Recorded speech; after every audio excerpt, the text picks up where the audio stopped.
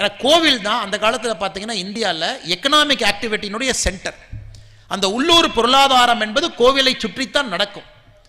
ராஜராஜ சோழன் தஞ்சை பெரிய கோயிலை கட்டியும் பொழுது ராஜராஜ சோழனுக்கு தெரியுங்க, நம்ம பெரிய கோயிலை கட்டிட்டோம், ஆனால் நாம் அரண்மனைக்குள் உட்கார்ந்துருப்போம். அப்போ இந்த பெரிய கோயில் எப்படி பராமரிப்பாங்க? இன்னைக்கு பாருங்க, ஐயா வந்து உங்களுக்கெல்லாம் விளக்கு கொடுத்து நீங்கள் கோயிலை பார்த்துக்கிறோன்னு சொல்கிறாங்க. ராஜராஜ சோழனுக்கும் இதே கேள்வி இருந்தது, தஞ்சை பெரிய கோயிலை எப்படி பராமரிக்கிறது? அப்போ ராஜராஜ சோழன் ஒன்று யோசிச்சார், மக்களுக்கு ஆடு வாங்கி கொடுப்போம். தஞ்சாவூர் பகுதியில் பகதீஸ்வரர் ஆலயத்தை சுற்றி இருக்கக்கூடிய கிராமத்தில் மக்களுக்கு ஆடு வாங்கி கொடுப்போம். ஆட்டுக்கு ராஜராஜ சோழன் கல்வெட்டில் எழுதுறார், ரூல் போட்டிருக்கார்.